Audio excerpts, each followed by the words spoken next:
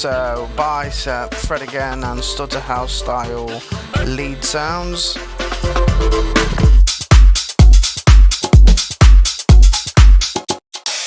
So to get those stuttery, choppy vocals and lead sounds, I'll just show you. First of all, I've got this vocal sample,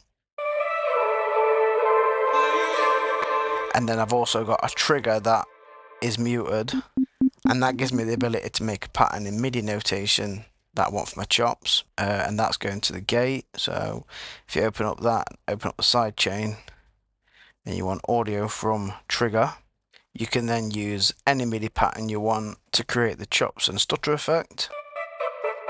So without it, it's just as is. And then in this instance, I've had to create this massive EQ boost up here. As you can hear, without it, there's no high end, and that's why I've got the compressor on it, because of the big boost. A bit of delay, bit of reverb. So with the rest of the track,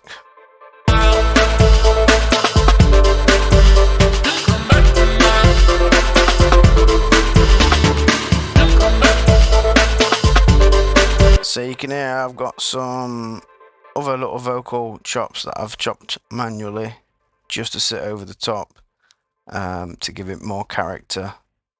Nothing too special about them really, just playing around until it sounds nice. Then if I just put these lead sounds in, so I've got these little chords. Dead basic.